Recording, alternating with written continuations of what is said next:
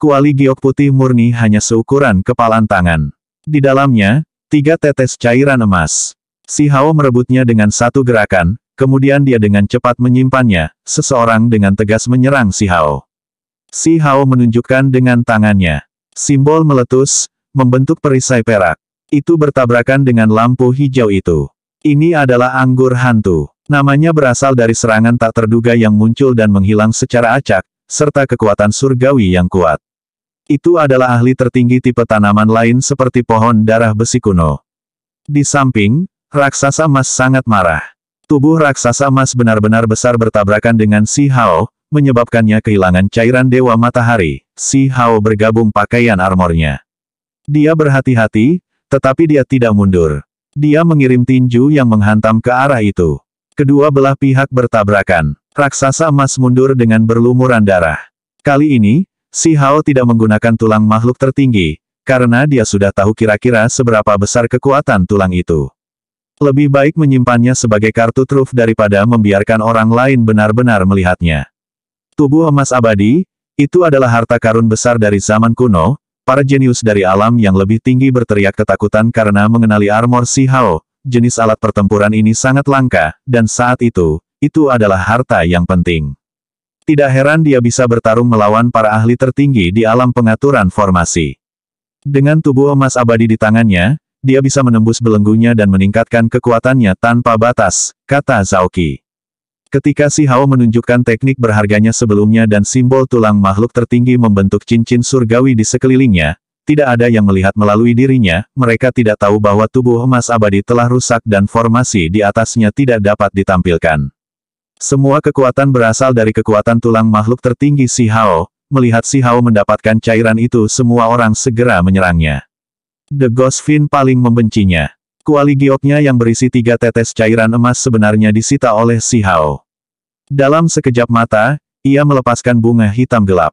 Kabut gelap memenuhi udara dan mengelilingi tempat ini, membuat semuanya tidak jelas. Ruang di sekitar mereka bahkan mulai terdistorsi. Pohon anggur itu mengirimkan tanaman merambat melalui kabut hitam untuk melepaskan serangan tersembunyi terhadap si Hao. Si Hao terus mengambil tindakan, bertabrakan dengan pohon anggur itu. Singa perak, gagak emas, dan lainnya semua mengambil tindakan. Semua jenis harta rahasia dibawa keluar saat mereka menyerang. Mereka semua ingin membunuh si Hao dan merebut kembali cairan emas. Selain itu, Xuan Ming, Bigu, dan yang lainnya juga mengambil tindakan. Pertempuran kacau yang hebat pecah di sini. Si Hao terletak tepat di tengah semua itu, tapi dia tidak bertahan.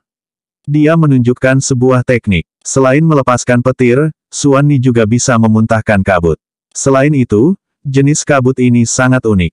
Jika seseorang terjebak di dalam, tidak peduli seberapa tajam matanya, mereka tidak akan bisa melihatnya, dan dengan demikian dipaksa menjadi keadaan pasif. Si Hao menyerang semua sisi tanpa membedakan siapa yang mereka tuju.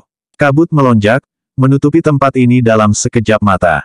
Itu membuat semua orang bingung dan buta, menyebabkan mereka merasa agak takut. Bahkan indera surgawi dan spiritual mereka disegel. Akibatnya, medan perang menjadi lebih kacau. Artefak magis bertabrakan dan percikan terbang kemana-mana. Semua orang mundur. Setelah memilih arah, mereka dengan cepat melarikan diri, tidak mau tinggal di jebakan maut ini lagi. Aku tahu di mana kamu berada, kata pohon anggur itu. Ia menggunakan metode rahasia untuk memberitahu orang lain untuk mengelilingi tempat itu. Aura ahli tertinggi melonjak, dan kekuatan surgawi meletus. Si Hao tidak mundur malah langsung menyerangnya. Ia sepenuhnya menunjukkan kekuatan tulang makhluk tertinggi untuk menguji Keku. Atannya, kecepatannya mencapai puncaknya. Itu mengelilingi pohon anggur kuno itu, menyebarkan simbol-simbolnya dan menjebaknya di dalam. Pohon anggur itu berteriak ketakutan. Ketika teknik berharga ini mendarat di tubuhnya, dia memahami kebenaran dan segera menjadi takut. Dia ingin berjuang bebas dari jebakan simbol-simbol ini, tetapi pada akhirnya, 3 artefak magis dihancurkan secara berurutan, dan kemudian tubuhnya mulai memburuk dengan cepat, seolah-olah telah berusia beberapa ribu tahun. Ini adalah reinkarnasi, pohon anggur itu segera mengenalinya. Tubuhnya mengering, kehilangan kilaunya. Daunnya menjadi kuning, rontok dan pecah-pecah seperti kulit tua.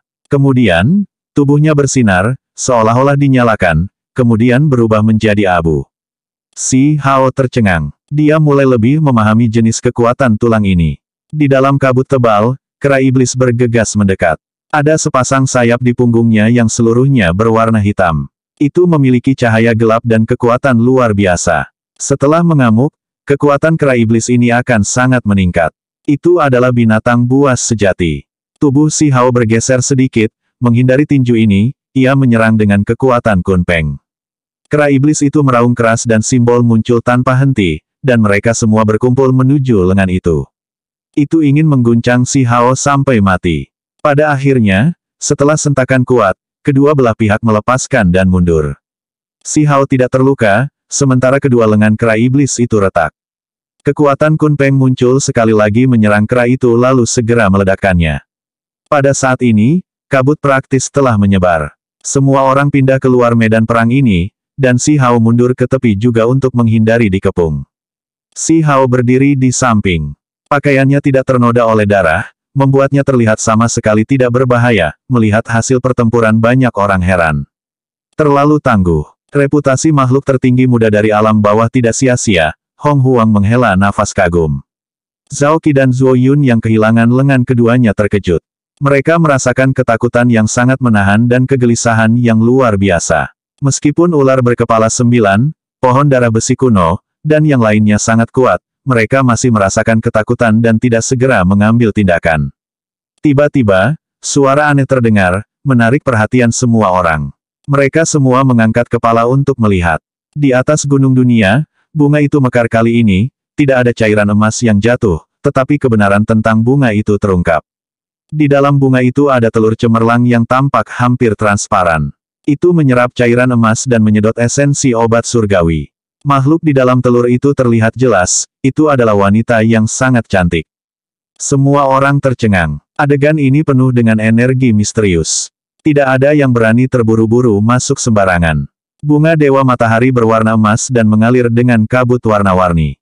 Setidaknya ada 10 tetes di dalamnya, tetapi semuanya ditelan oleh telur itu. Telur itu berwarna emas, tapi transparan. Sementara itu, wanita itu meringkuk di dalam telur. Siapa ini? Anak surgawi yang lahir alami, batu pemogokan surgawi bergumam. Si Hao tercengang. Ini adalah pertama kalinya dia melihat makhluk jenis ini juga. Dia punya perasaan bahwa latar belakang wanita ini luar biasa, dan di masa depan, dia pasti akan luar biasa. Para jenius dan wanita bangsawan dari alam yang lebih tinggi semuanya tergerak secara emosional. Ini adalah eksistensi tingkat dewa. Jika individu ini kembali bersama mereka ke alam yang lebih tinggi dan memasuki sekte besar mereka, setelah pengasuhan yang tepat, mereka pasti akan dapat mengabaikan dunia. Pada saat ini, beberapa orang mengambil tindakan. Ular berkepala 9 adalah yang pertama bergerak membuat bimbingan. Ia berpikir bahwa wanita ini mungkin bingung dan bodoh setelah dilahirkan, jadi ini mungkin membuatnya merasakan keintiman dan membiarkannya membawanya pergi, namun ia segera diserang bunga itu hingga berdarah. Pakar tertinggi lainnya berada dalam kondisi yang bahkan lebih menyedihkan, ia dibakar menjadi abu. Baik tubuh dan jiwanya hancur. Kedua Taois dari ras gagak emas juga bingung. Kemudian, mereka secara bertahap menjadi bersemangat.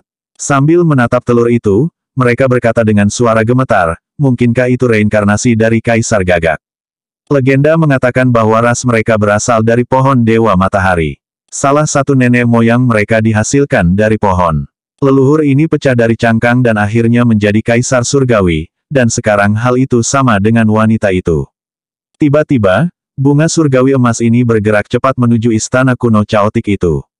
Semua orang terbangun dari pingsan mereka dan mulai bergerak cepat. Mereka tidak lagi punya waktu untuk mengepung dan membunuh Si Hao, karena ada hal-hal yang lebih penting sekarang di dalam istana itu. Istana kacau dan gunung dunia sejajar satu sama lain karena ditopang oleh beberapa daun emas, jadi tidak perlu membuat jalan memutar sebelumnya dan mereka bisa langsung memanjat cabang-cabang itu. Namun, itu berbeda sekarang. Bunga emas tidak jatuh dan terus terhubung ke cabang itu saat memasuki istana yang kacau. Semua orang memanjat cabang ini untuk segera mengejarnya. Kali ini, ketika bunga emas terbang ke dalam, sebuah cabang tertinggal. Tidak perlu bagi semua orang untuk merenungkan simbol di istana, dan mereka malah langsung memanjat cabang, mereka tidak diblokir kali ini. Semua orang berhasil masuk. Ini membuat mereka sangat gembira dengan kabar baik yang tak terduga. Sementara itu, para jenius dan wanita bangsawan dari alam yang lebih tinggi juga tercengang. Mereka telah mendengar desas-desus tentang istana yang kacau ini. Mungkin ada kitab suci tertinggi di sini. Si Hao tampaknya bergerak cukup lambat, tertinggal di belakang. Kabut kacau meringkuk di dalam istana. Meskipun tidak begitu padat, tekanannya masih membuat orang lain merasa tercekik. Begitu mereka masuk, mereka terbelah menjadi sisi yang jelas. Mereka melanjutkan sambil mengambil tindakan pencegahan terhadap satu sama lain.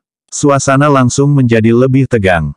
Mereka awalnya saling bermusuhan, dan sekarang, seseorang secara langsung mengambil tindakan, membuat faksi-faksi itu semakin jelas. Bagaimana kalau kita memusnahkan mereka dulu? Singa Perak menyarankan.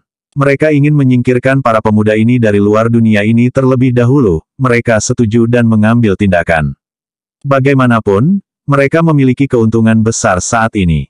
Jika mereka bergandengan tangan, mereka bisa melenyapkan orang asing ini. Si Hao, cepat dan bergandengan tangan dengan kami melawan mereka. Hong Huang bergegas dan berbicara. Itu tidak mungkin. Dia membunuh orang-orang kita, jadi bagaimana kamu bisa memanggilnya? Wajah Zuo Yun langsung pucat pasi. Lengannya telah dipotong oleh si Hao belum lama ini, jadi dia masih merasakan kebencian yang besar. Selain dia, masih ada beberapa individu dengan ekspresi tidak senang. Mereka diam-diam bersekongkol melawan si Hao sebelumnya, tetapi saat ini, mereka tidak mengatakan apa-apa. Ada beberapa orang lain yang setuju. Hubungan mereka awalnya adalah kompetisi karena mereka berasal dari sekte besar yang berbeda, jadi kematian orang-orang itu tidak terlalu mempengaruhi mereka. Sekarang situasinya berubah buruk, mereka tidak ragu-ragu untuk menerima individu yang kuat ke dalam barisan mereka. Si Hao tetap tenang dan tenang. Dia berjalan dan tidak mengatakan apa-apa, mereka segera bergegas pergi sambil diserang ahli tertinggi. Xuan Ming, gunakan harta rahasiamu, kata Bigu, mereka menggunakan jembatan batu itu untuk melarikan diri ke dalaman istana yang kacau. Suasana agak tegang, karena si Hao telah membunuh anggota mereka sebelumnya. Karena kita bepergian bersama, maka itu berarti kita adalah sahabat. Adapun 3 tetes emas cairan suci itu, bukankah seharusnya kamu membagi 2 tetesnya dengan orang lain untuk digunakan sebagai harta yang menyelamatkan jiwa? Zhao Qi tiba-tiba berbicara. Cairan seperti tetesan emas bisa menyelamatkan seseorang dari kematian. Itu pasti cairan surgawi yang tak ternilai harganya. Ketika yang lain mendengar ini, mereka semua menoleh, terutama Zuo Yun dan orang-orang yang diam-diam berkomplot melawan si Hao. Mereka semua mengungkapkan ekspresi terkejut, dan kemudian mereka mengangguk satu demi satu untuk menyatakan persetujuan mereka. Mengapa saya melakukan itu? Si Hao mencibir tanpa memperhatikan ini. Semua orang bekerja menuju tujuan bersama, kami membawamu ke laut dan membiarkanmu melarikan diri beberapa kali di jembatan batu, jadi bisa dikatakan bahwa kami juga menghabiskan sedikit di pihak kami. Anda harus membayar sedikit juga, Zuo Yun tertawa dingin dan berkata. Dia adalah orang yang paling menantikan semua orang yang paling menekan si Hao.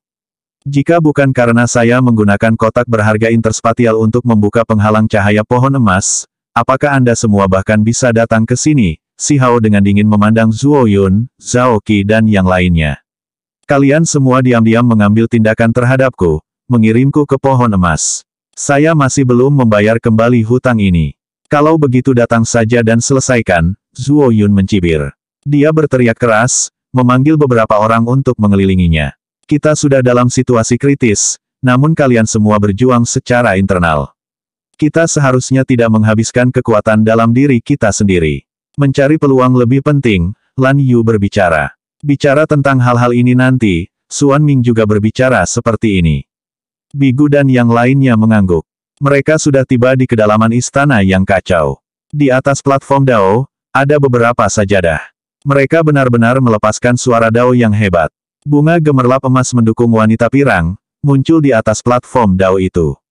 Selain itu, di kedalaman istana, ada meja batu, rak buku, dan barang-barang lainnya.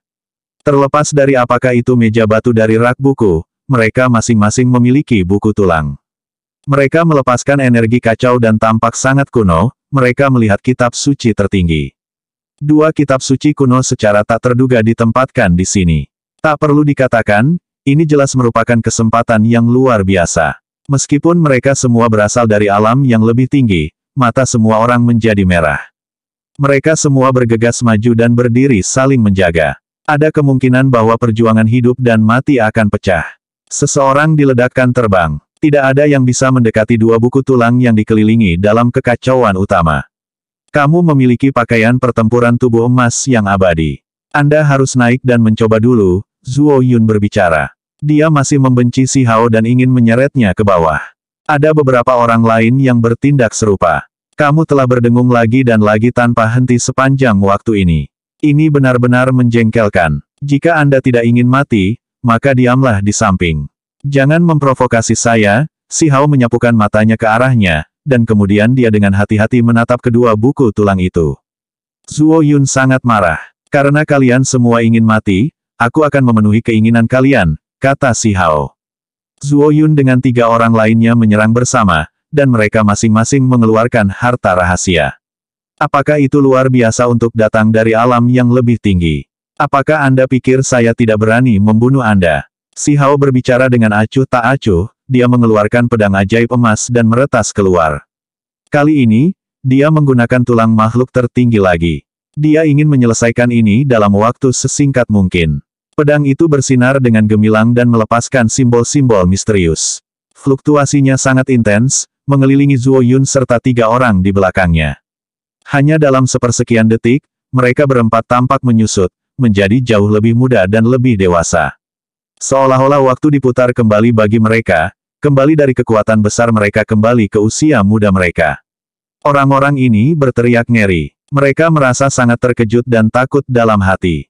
Jadi ternyata seperti ini, dan bisa digunakan dengan cara ini. Itu benar-benar bisa disebut jenis reinkarnasi, Si Hao berkata pada dirinya sendiri dalam hati.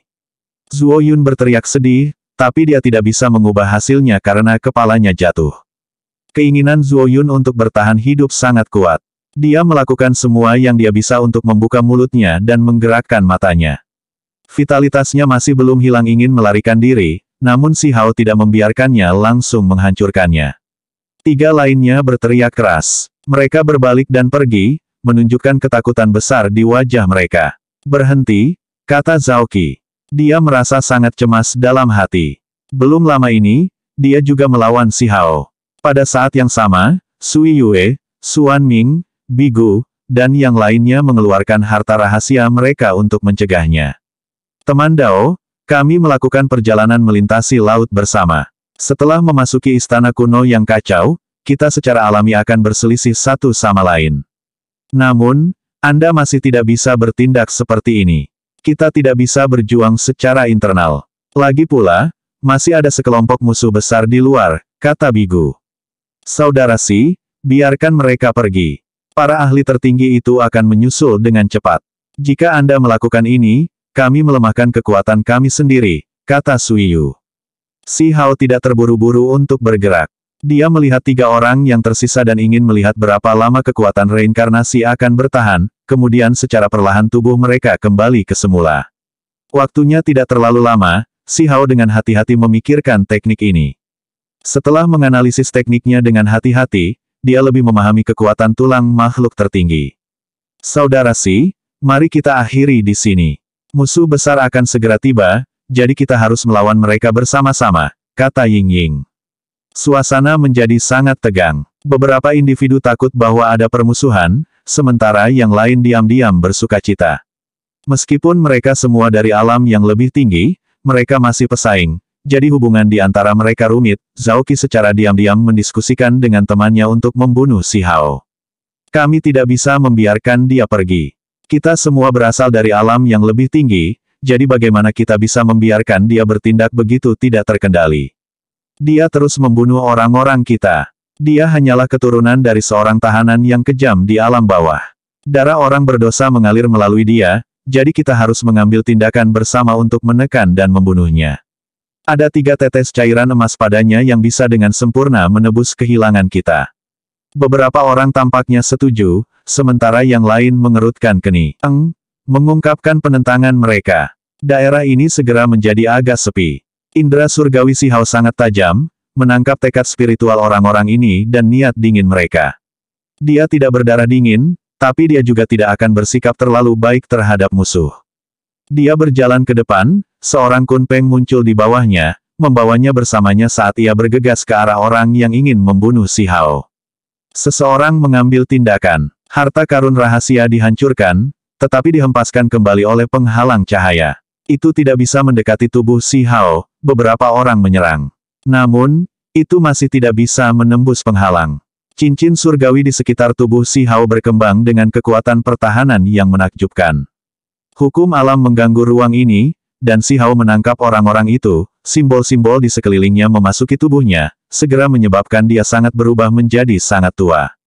Adegan ini terlalu aneh, benar-benar kebalikan dari apa yang terjadi sebelumnya. Seolah-olah setengah umur mereka dicuri, membuat mereka pikun yang tak tertahankan. Itu juga dibatasi oleh waktu. Pada akhirnya bisakah dia pulih? Si Hao berkata pada dirinya sendiri, ia segera meledakkan tubuh lemah itu menjadi abu. Kamu telah melewati batas, kata Xuan Ming. Bagaimana saya bertindak berlebihan? Mereka berencana untuk membunuhku. Mungkinkah aku tidak bisa membalas? Si Hao dengan tenang bertanya. Ketika yang lain mendengar ini, mereka semua terdiam. Zhao Qi berkata, bagaimanapun, kamu tetap tidak seharusnya membunuh mereka. Apakah Anda memutuskan hubungan dengan alam kita yang lebih tinggi? Apakah Anda akan membunuh kita semua? Tuduhan apa? Saya hanya bertindak membela diri, jadi bagaimana cara memutuskan hubungan dengan alam yang lebih tinggi? Bisakah Anda mewakili mereka? Jika Anda bisa, maukah Anda mengeluarkan perintah dan mewakili Master Sekte Besar Alam yang lebih tinggi? Si Hao mencibir. Suasananya menjadi lebih runyam. Lan Yu menghela nafas pelan. Situasinya sekarang sulit. Jika mereka mencoba bersekutu dengan Si Hao dan mengikatnya, maka Zhao Qi dan yang lainnya pasti akan menyimpan dendam. Di atas meja batu dan rak buku, kedua buku tulang itu berputar-putar dengan energi kacau. Si Hao berjalan menuju meja batu. Dia ingin merebut kitab suci abadi. Mata Zhao Qi dan yang lainnya sangat dingin saat mereka mengawasinya dengan cermat. Mereka akan menyerangnya dari semua sisi segera setelah dia mengambilnya. Ada kekuatan aneh di sekitar meja batu.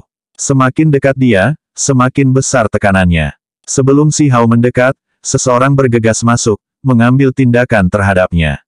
Para ahli tertinggi itu tiba. Ketika mereka melihat dua buku tulang yang kacau, mereka langsung terkejut.